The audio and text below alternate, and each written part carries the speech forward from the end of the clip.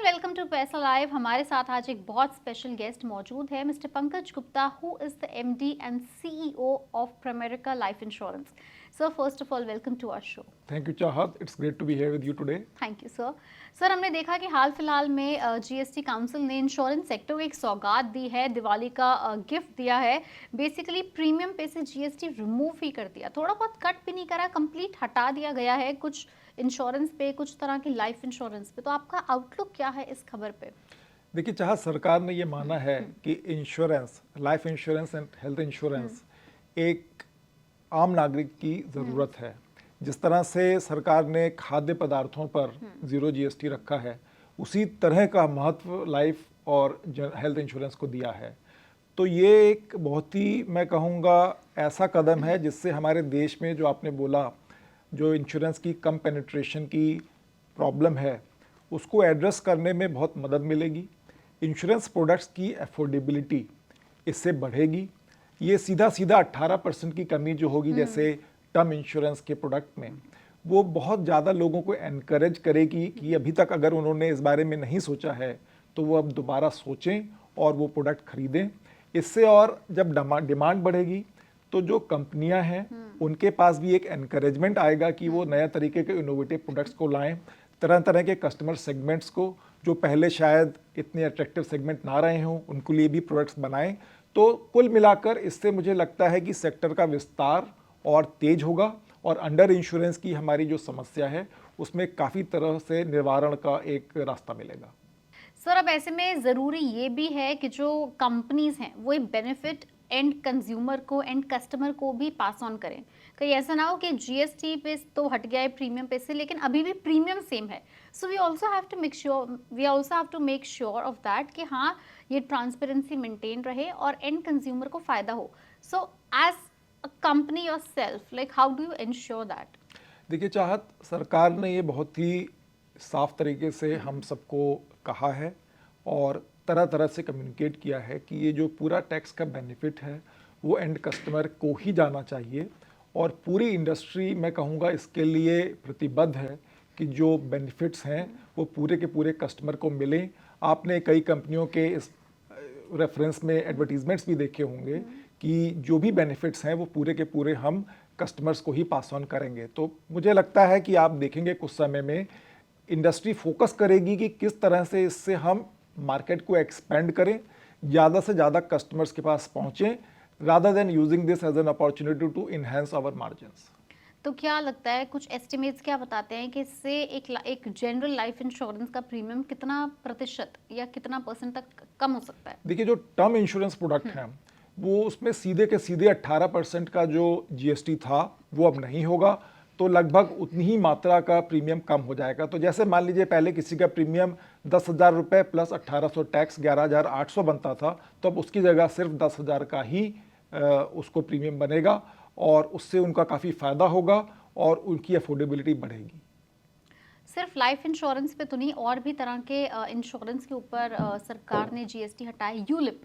ULIP उसमें से एक एग्जाम्पल है। बहुत सारे लोगों को शायद यहाँ पता ही ना हो कि यूलिप क्या होता है, तो उनकी जानकारी के लिए बता देते हैं। बेसिकली यूलिप एक इस तरह का अट्रैक्टिव प्रोडक्ट होता है जिसमें आपको इन्वेस्टमेंट का भी ऑप्शन मिलता है। इन्वेस्टमेंट जैसे आपको अट्रैक्टिव रिटर्न मिलते हैं, प्लस इंश्योरेंस जैसी आपको सेफ्टी मिलती है। So it's basically a combination of insurance plus an investment policy.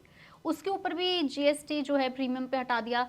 और बहुत टाइम से हम देख रहे थे कि यूलिप के अंदर ना लोग उतना इन्वेस्ट नहीं कर रहे थे, उसको कहीं ना कहीं मार्केट में पीछे छूट गया था वो। डू यू थिंक कि अब यूलिप्स में वापस पेनिट्रेशन बढ़ेगी, अब अट्रैक्टिव बनेगा? चाहत, मुझे लगता है कि यूलिप्स बहुत ही एक मिसअंडरस्टूड प्रोडक्ट है हमारे इंडस्ट्री में। यूलिप, जैसे आपने सही कहा, इसमें इन्वेस्टमेंट और प्रोटेक्शन दोनों का मिलकर आपको एक ऐसा सम्मिश्रण मिलता है जिससे जो आपकी प्रोटेक्शन की नीड है और इन्वेस्टमेंट की नीड है, दोनों एक सही तरीके से आगे बढ़ सकती है। देखिए, टर्म इंश्योरेंस अगर आप अलग अलग से लेने जाएं तो कई कस्टमर्स की अंडरराइटिंग इतनी सिंपल नहीं होती है, उनकी एलिजिबिलिटी भी कई बार नहीं आ पाती है। तो ये जो कम्बिनेशन होता है, इससे वो कस्टमर जो कि अदरवाइज टर्म इंश्योरेंस को ना ले पाएँ, उनको भी एक टर्म इंश्योरेंस की एक्सेस मिलती है, प्रोटेक्शन की एक्सेस मिलती है इन्वेस्टमेंट के साथ साथ। दूसरे, अगर आप देखें तो यूलिप पर कई बाकी बेनिफिट्स भी हैं। यूलिप में जो टैक्स बेनिफिट है वो 2.5 लाख तक का सालाना इन्वेस्टमेंट अगर आप करते हैं तो उसमें प्रोसीड्स पर किसी भी तरीके का टैक्स नहीं है, जो एक बहुत बड़ा बेनिफिट है हर एक कस्टमर के लिए। तो ये मैं कहूँगा कि अगर आप अपनी पूरी फाइनेंशियल नीड्स को देखें, प्रोटेक्शन और इन्वेस्टमेंट साथ साथ, तो यूलिप आपको काफ़ी सही प्रोडक्ट लगेगा। अगर आप उसको एक मैथमेटिकल कैलकुलेशन की तरह भी देखें और उसके जो नंबर्स हैं लंबे समय तक कैसे पैन आउट होंगे, वो आपको एक अच्छी रिटर्न दे के ही ख़त्म करेगा। सर बिल्कुल सही कहा आपने। हमने देखा है कि अगर इंश्योरेंस की पेनिट्रेशन की बात करें तो फाइनेंशियल ईयर 23-24 में ऐसे नंबर्स बताते हैं कि जो इंश्योरेंस का पेनिट्रेशन है वो 3.4% टू 3.5% गिर गया था। जी। एंड फाइनेंशियल ईयर 23-24 हम उसकी बात नहीं कर रहे कि पैंडमिक का एरा हो, मतलब अभी आज से 2 साल पहले की ही बात हो रही है, तो हमारा देश ऑलरेडी पैंडमिक से बाहर आ चुका था।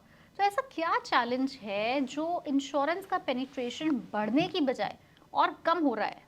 तो ये जो इंश्योरेंस का पेनिट्रेशन है वो हमारे देश में कम है। आपने सही एक प्रॉब्लम को पकड़ा है। मुझे लगता है इसके फंडामेंटल रीजंस हैं कि हमारे देश में इंश्योरेंस का पेनिट्रेशन कम क्यों है।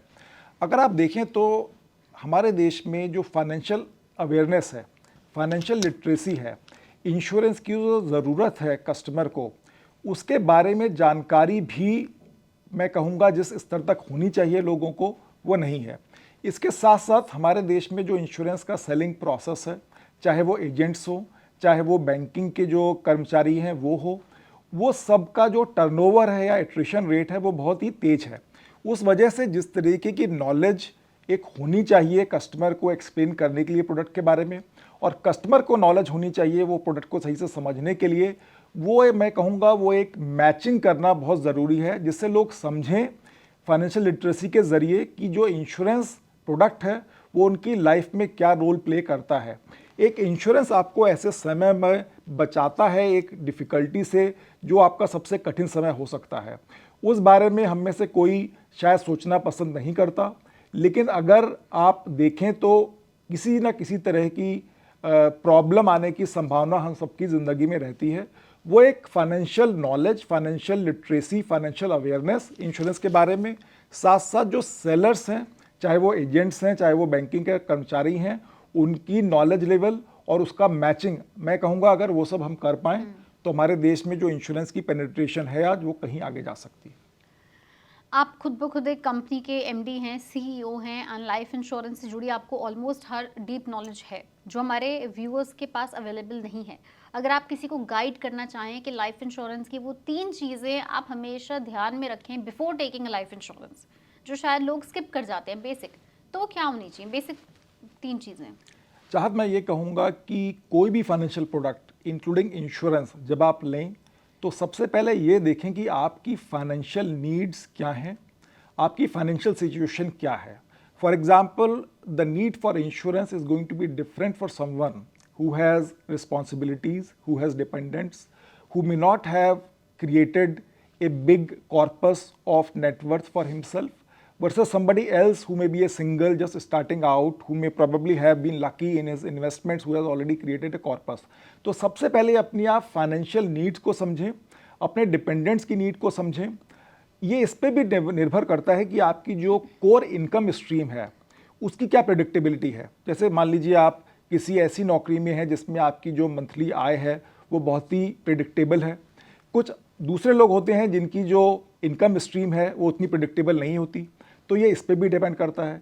ये भी है कि अगर आपकी जो इनकम है या जो आपकी नौकरी है उसमें आपको रिटायरमेंट बेनिफिट्स हैं या नहीं है, आपके पास कोई पेंशन है या नहीं है, इन सब चीज़ों को अगर आप एक साथ देखेंगे तो आपको मैं कहूँगा एक कैलकुलेशन करनी चाहिए कि आपकी एक मंथली इनकम कितनी है, एक आपके मंथली जो बेसिक एक्सपेंसेस हैं वो कितने हैं, और अगर आपकी अगले 1 साल की या 2 साल की फाइनेंशियल नीड्स आपको पूरी करनी है तो उसके लिए आपको कितना एक सेविंग अमाउंट रखना है। इसके अलावा अगर आपकी फैमिली को आपके बिना अगर सर्वाइव करना पड़े तो उसमें उनको कितनी इनकम की ज़रूरत होगी, ये सारे अगर आप फैक्टर्स एक साथ देखेंगे तो आपको एक अंदाज़ा लगेगा कि कितना इंश्योरेंस लेना चाहिए। कुछ थंब रूल्स भी इसमें यूज़ किए जाते हैं, जैसे अगर आपकी सालाना एक्सपेंसेस 10 लाख हैं तो आपके पास कम से कम फॉर एग्जांपल 1 करोड़ का होना चाहिए इंश्योरेंस। लेकिन वो थंब रूल्स हैं, आपको अपना एक कैलकुलेशन एक फाइनेंशियल एडवाइज़र की मदद से करना चाहिए, वो आपकी सिचुएशन को समझकर आपको सही राय दे पाएगा। तो जैसे एक थंब रूल मैंने ये दिया कि आपके पास में जो आपके सालाना खर्चे हैं उसके हिसाब से आपके पास एक लिक्विड एसेट्स आप क्रिएट करें अपने पास में, जिससे अगर कोई भी इमरजेंसी सिचुएशन होती है तो आप 1 साल आपके पास में है जिसमें आप उसको मैनेज कर सकें। इसके साथ साथ मैंने ये कहा कि अगर आपके पास डिपेंडेंट्स हैं तो आपने अपनी जो भी सालाना खर्चे हैं उसका 10 गुना के करीब आप सेव करके रखें। इसके अलावा आपको ये देखना है कि आपके जो अगर आपकी फैमिली है, आपके बच्चे हैं, तो आपकी अपने बच्चों के लिए क्या एस्पिरेशंस है। अगर आप बच्चों को पढ़ाना चाहते हैं कहीं पर तो उनकी वो जो उम्र होगी वो कितने समय बाद आ रही है, उसके हिसाब से अगर आप कुछ कैलकुलेशंस करें कि आपकी जो सेविंग्स हैं वो किस तरह से हैं, अभी किस तरह से ग्रो हो सकती हैं, क्या रिटर्न्स उसमें मिल सकते हैं, और उस रिटर्न्स के हिसाब से आपको जब उस पैसे की ज़रूरत है तब तक कितना आप कॉर्पस क्रिएट कर सकते हैं, तो आपको अंदाज़ा लगेगा कि आपको और किस तरह की सेविंग्स करनी चाहिए। एक गलती लोग यहाँ पर ये भी कर जाते हैं कि वो इन्फ्लेशन यानी महंगाई को फैक्टर इन ही नहीं करते। उन्हें लगता है कि हाँ, आज के लिए अगर 10 लाख रुपए काफ़ी है तो शायद 20 साल बाद भी वो 10 लाख रुपए का जो अमाउंट है वो बहुत होगा। तो इन्फ्लेशन को किस तरह से फैक्टर इन करना चाहिए, अपने माइंड में रखना चाहिए before finalising the sum insured. Chahat, आपने ये बहुत ही बड़ा और बढ़िया प्रश्न किया कि इन्फ्लेशन को हम किस तरीके से अपने माइंड में रख कर अपनी फाइनेंशियल प्लानिंग करें। तो मैं यहाँ पे शेयर करना चाहूँगा एक थंब रूल जिसको कहा जाता है रूल ऑफ 72। रूल ऑफ 72 का मतलब होता है कि कितने सालों में कितने इन्फ्लेशन के हिसाब से खर्चे डबल हो जाएंगे। तो अगर आप अपना लंबा स्तर का देखें, हमारे देश का इन्फ्लेशन तो लगभग 6% के आसपास हमारे देश का इन्फ्लेशन लंबे समय से रहा है। तो अगर आप रूल ऑफ 72 के हिसाब से देखें तो लगभग 12 साल में इन्फ्लेशन की वजह से जो कीमतें होती हैं वो डबल हो जाती हैं लगभग 12 साल में। कुछ चीज़ों में इन्फ्लेशन इससे तेज है, जैसे हेल्थ इन्फ्लेशन शायद इससे थोड़ा तेज है, एजुकेशन का इन्फ्लेशन शायद उससे थोड़ा तेज है।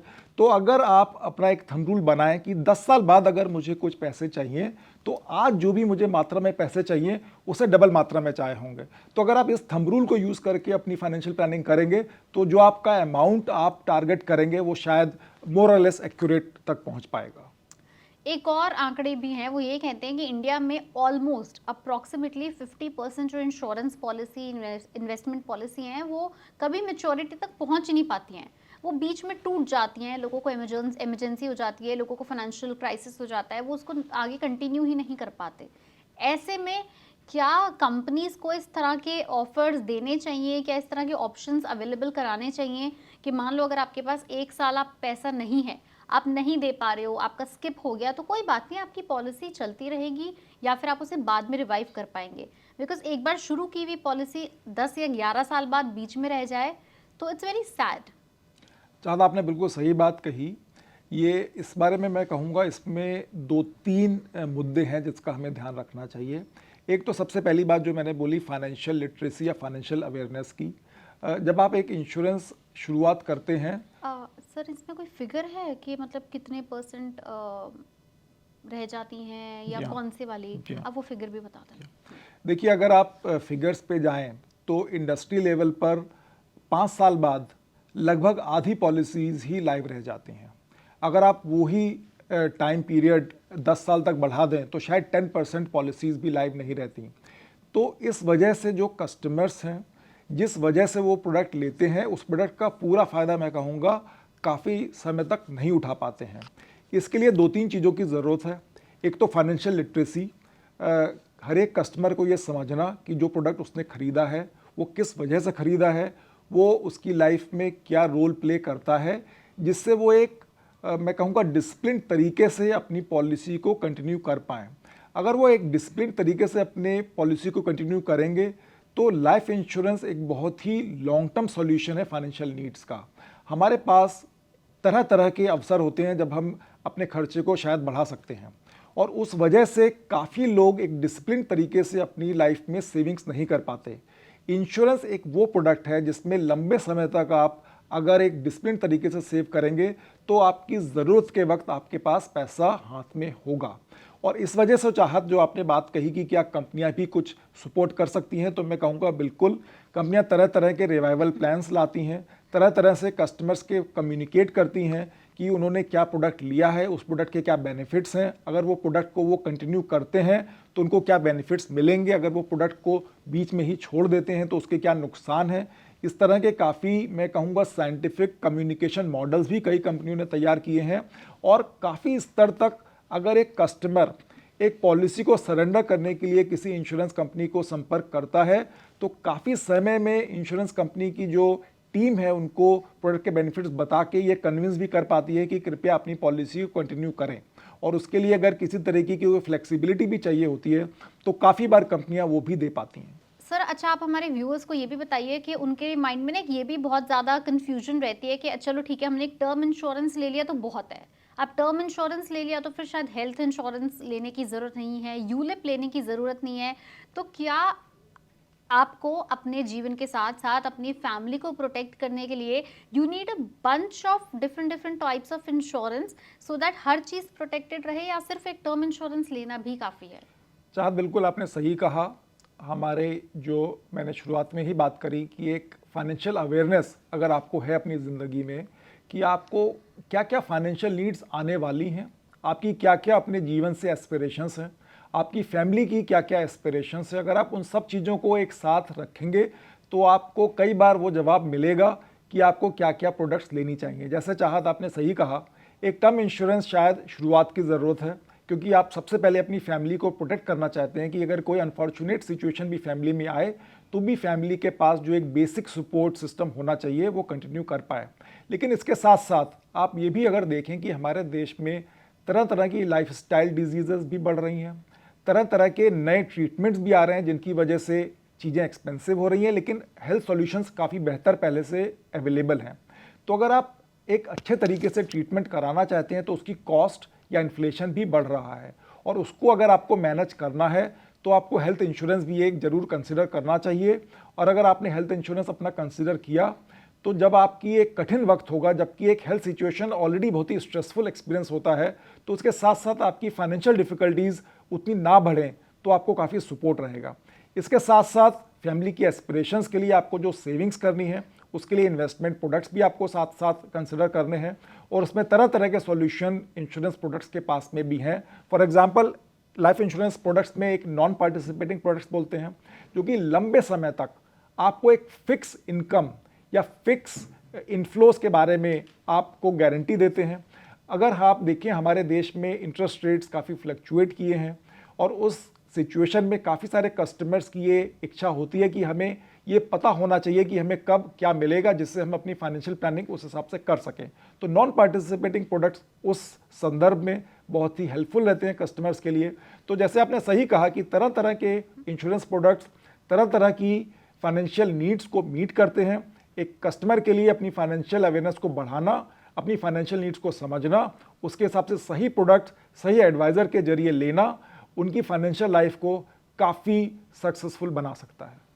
ऐसे में सर एक ये भी सवाल है कि बहुत सारे लोग आजकल मनी बैक पॉलिसीज भी लेना चाह रहे हैं कि अगर उनको कुछ नहीं होता है तो कम से कम उसका जो पैसा है, जितना भी उन्होंने पे करा है प्रीमियम के जरिए, वो कुछ साल बाद वापस आ जाए। So do you think that is a smart move? चाह तरह तरह के प्रोडक्ट्स, जैसा मैंने कहा, तरह तरह की फाइनेंशियल नीड्स के लिए बने हुए हैं। कुछ कस्टमर्स के लिए देखिए फाइनेंस एक केवल ऑब्जेक्टिव डिसीजन नहीं है, कई बार एक इमोशनल डिसीजन भी हो जाता है। तो अगर एक कस्टमर्स को ये समझ में आता है कि मैं एक प्रोडक्ट खरीद रहा हूँ, मैं कुछ उसमें खर्चा कर रहा हूँ लेकिन मुझे उसमें से कुछ वापस भी मिल रहा है, तो कई कस्टमर्स की माइंडसेट या साइकोलॉजी में वो ईजी तरीके से उनको समझ में आता है। तो कस्टमर की नीड और उनको किस तरीके से एक फाइनेंशियल प्रोडक्ट समझ में आती है, उसके लिए तरह तरीके की इस तरीके के मॉडल्स अवेलेबल हैं लाइफ इंश्योरेंस सेक्टर में। तो मैं कहूँगा इसमें कोई ऐसी गलत बात नहीं है। अगर एक कस्टमर को वो प्रोडक्ट अपने लिए सही लग रहा है तो वो उसको ले सकते हैं। एआई और मतलब बेसिकली आर्टिफिशियल इंटेलिजेंस का ज़माना है, एआई हर जगह छाया हुआ है। आपको क्या लगता है कि कंपनीज़ एआई को किस तरह से इस्तेमाल कर रही हैं या किस तरह से इस्तेमाल कर सकती हैं कि कंज्यूमर्स की जो लाइफ़स्टाइल हैबिट्स हैं, उनका क्या दिनचर्या है, कितनी उनकी पेइंग कैपेसिटी है, उसको किस तरह से मैप कर सकती हैं कि उनके लिए most relevant to the point एकदम परफेक्ट एक प्रोडक्ट बनाकर दिया जाए? देखिए, एआई और इसके साथ साथ जो डिजिटाइजेशन हमारे देश में हो रहा है, उस वजह से बहुत तरीके के डेटा पॉइंट्स क्रिएट हो रहे हैं। जैसे हमारा जो हमारे देश में कहा जाता है इंडिया स्टैक से भी बहुत डेटा क्रिएट हो रहा है। हमारे देश में जो एक आधार है हम सभी के पास में, उससे बहुत ज़्यादा फाइनेंशियल इंक्लूजन इनेबल हुआ है।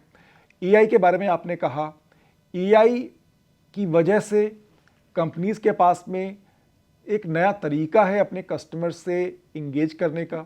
हमने अपनी टीम के लिए भी इस तरह के एक टूल्स बनाए हैं, जिसके एक टूल का नाम है सारथी। उस टूल से क्या होता है कि अगर आप कस्टमर के साथ में बैठे हुए हैं, उनकी आपने कुछ फाइनेंशियल ज़रूरतें समझी और उसको आपने उस टूल में टाइप इन किया, तो उनके लिए क्या प्रोडक्ट सही है, इसका आपको आउटपुट या रिज़ल्ट मिलता है। इसके अलावा बहुत सारे तरीके से एआई को यूज़ किया जा सकता है हमारे इंश्योरेंस इंडस्ट्री में क्लेम्स को बेहतर तरीके से डील करने के लिए। इंश्योरेंस में देखिए, अगर आप क्लेम को बेटर तरीके से डील कर पाएंगे तो आपके पास में प्रोडक्ट की इनोवेशन की अपॉर्चुनिटीज़, नए नए कस्टमर सेगमेंट्स को इंडस्ट्री में लाने की अपॉर्चुनिटीज़ बढ़ती ही जाएंगी। तो एआई की वजह से और जो हमारे देश में डेटा का जो आज स्टैक अवेलेबल है, इंडिया स्टैक जो अवेलेबल है, इसके अलावा बाकी तरीके के जो डेटा बेसेस अवेलेबल हैं, उनमें से काफ़ी इंटीग्रेशन लाइफ इंश्योरेंस कंपनीज कर रही हैं। हमारे इंडस्ट्री में एक इंश्योरेंस ब्यूरो भी है, उस वजह से भी हमें कई तरीके के डेटा बेसेस मिल रहे हैं। तो जैसे जैसे डेटा अवेलेबिलिटी इंप्रूव होती है, उसमें आर्टिफिशियल इंटेलिजेंस को साथ में लगाकर अगर हम कस्टमर की बेटर अंडरराइटिंग कर पाएँ, कस्टमर की फाइनेंशियल नीड्स को बेटर तरीके से समझ पाएँ और वो प्रोडक्ट उनको सही तरीके से समझा पाएँ, तो एक कॉस्ट इफेक्टिव जरिए से इंडस्ट्री का ग्रोथ होता रहेगा। तो ये हमारे पूरी इंडस्ट्री के लिए एक सही अपॉर्चुनिटी है कि ये जो नए टूल्स अवेलेबल हो रहे हैं उनको पूरी तरीके से यूज़ करते जाएं और कस्टमर को सही प्रोडक्ट देते जाएं। क्लेम से जुड़ी कोई ऐसी 2 गलतियां जो अक्सर लोग कर बैठते हैं, जो बिल्कुल भी नहीं करनी चाहिए? मेरे हिसाब से चाहत क्लेम्स के लिए सबसे महत्वपूर्ण है। सबसे पहले तो खैर मैं ये डेटा देना चाहता हूँ कि लाइफ इंश्योरेंस इंडस्ट्री में जो क्लेम्स के रेट्स हैं वो बहुत ही हाई हैं। लगभग 99% के क्लेम्स रेट हैं काफ़ी सारी कंपनियों के। अगर आप देखें, कुछ साल पहले हमारे देश में एक पैंडेमिक आया था, पूरी दुनिया में पैंडेमिक आया था, काफ़ी क्लेम्स की संख्या उस समय बढ़ गई थी। उसके बावजूद लाइफ इंश्योरेंस सेक्टर ने अपने क्लेम्स पूरी तरीके से डिस्चार्ज किए, बहुत ही कम कंप्लेंट्स उस रेफरेंस में आई। तो इंडस्ट्री ऑलरेडी ये जानती है कि जो इंडस्ट्री का कोर पर्पस है वो क्लेम्स को ऑनर करना है, और मैं कहूँगा इंडस्ट्री पूरी तरीके से उसमें कमिटेड है कि हम क्लेम्स को, जो भी जेन्युइन क्लेम्स हमारे सामने आए, हम पूरी तरीके से उसको ऑनर करें। और numbers bear that out that the industry is actually discharging a lot of its responsibilities regarding the claims very very efficiently. लेकिन ये भी है कि कुछ चीज़ें कस्टमर्स ध्यान में रख सकते हैं, जिससे अगर कोई थोड़ी सी भी वो संख्या है जो क्लेम पास सही से नहीं हो पाते, उसको कैसे इम्प्रूव करें। उसके लिए सबसे महत्वपूर्ण मेरे हिसाब से है कि आप जो भी आपकी सिचुएशन है उसको पूरी तरीके से डिस्क्लोज करें। एक एप्लीकेशन फॉर्म जब आप भरते हैं एक इंश्योरेंस कंपनी का, तो उसको एक सही तरीके से पढ़ें, सारे सवालों का सही से जवाब दें और उसके बाद में जो टर्म्स एंड कंडीशंस हैं उसको आप सही से समझें। मेरे हिसाब से अगर आपने एक ऑनेस्ट तरीके से, ट्रांसपेरेंट तरीके से आपने सारे जवाब दिए हैं, सारे डिस्क्लोजर्स किए हैं, तो आपको क्लेम के वक्त ऐसी संभावना बहुत ही कम है कि आपको प्रॉब्लम आए। सर, साल 2025 का इंडस्ट्री का टारगेट था 10 लाख करोड़ तक पहुंचने का। कितना दूर हैं हम, या हम ऑलरेडी अचीव कर चुके हैं, या फिर हम ये कहें कि अब क्योंकि जीएसटी जो प्रीमियम पे से हट गया है तो पेनिट्रेशन डेफिनेटली और बढ़ेगी, तो 2030 का क्या टारगेट होगा? मेरे हिसाब से हमने एज एन इंडस्ट्री बहुत ही पॉजिटिव आउटलुक रखी है। 22 सितंबर से जो जीएसटी में रिडक्शन हुआ है, हम सभी को उम्मीद है कि इसकी वजह से जो कस्टमर अवेयरनेस भी बढ़ रही है, इसकी वजह से जो अफोर्डेबिलिटी बढ़ रही है, तो हमारे एक बहुत ही बढ़िया बम्प मिलेगा कस्टमर्स के पास जाने के लिए, और हमारी सेल्स में कस्टमर को जो सॉल्यूशंस हमें देने हैं उसमें काफ़ी बढ़ावत हम देखते रहेंगे। इसके अलावा इंडस्ट्री का एक सरकार के साथ, रेगुलेटर के साथ जो एक इनिशिएटिव चल रहा है, insurance for all by year 2047। सो सन 2047 हमारे देश की आज़ादी का 100वां साल होगा। उसमें हमने पिछले कुछ वर्षों से as an industry along with the regulator and the government we are targeting that we will have the vision of insurance for all by the year 2047। तो मैं कहूँगा इंडस्ट्री का वही लॉन्ग टर्म एक ऑब्जेक्टिव है कि किस तरीके से ना केवल लाइफ इंश्योरेंस बट बाकी इंश्योरेंस भी, चाहे वो प्रॉपर्टी से रिलेटेड हो, चाहे वो हेल्थ से रिलेटेड हो, पूरी तरीके से सब हमारे देश के जो सारे नागरिक हैं सही तरीके से प्रोटेक्ट हो पाएँ सन 2047 तक। उसी में ही हमें बीच बीच में तरह तरह के माइलस्टोन्स आएंगे। सन 2030 का भी एक माइलस्टोन आएगा जो हम चाहेंगे कि आज की डेट से हम उसको एक फास्टर ग्रोथ ट्रेजेक्टरी में लेके जाएं, बेटर प्रोडक्ट्स कस्टमर को ऑफर करें, उनको सही सॉल्यूशंस दें, जिससे एक जो ट्रस्ट भी है इंडस्ट्री में वो भी बढ़ता जाए। Well, thank you so much sir, आपने बहुत सारी हमें इंसाइट्स बताए हैं इंश्योरेंस इंडस्ट्री को लेके, एंड उम्मीद करते हैं कि हमारे व्यूअर्स को पता है कि इंश्योरेंस लेना कितना इंपॉर्टेंट है, कितना महत्वपूर्ण है, सिर्फ आपके लिए नहीं, आपके परिवार के लिए भी। And not just one type of insurance, health insurance, life insurance, and जैसे कि सर ने बताया कि ULIPs are also very important, क्योंकि इंश्योरेंस सिर्फ इंश्योरेंस तक सीमित नहीं है, वेल्थ क्रिएशन का भी एक जरिया बन चुका है। Thank you so much viewers, और अगर आपके इस कॉन्वर्सेशन से जुड़े कोई भी सवाल है, हमारे एक्सपर्ट मौजूद हैं, आप हमें नीचे कमेंट सेक्शन में अपने सवाल बताएं, हम जल्द से जल्द आपको रिप्लाई करेंगे।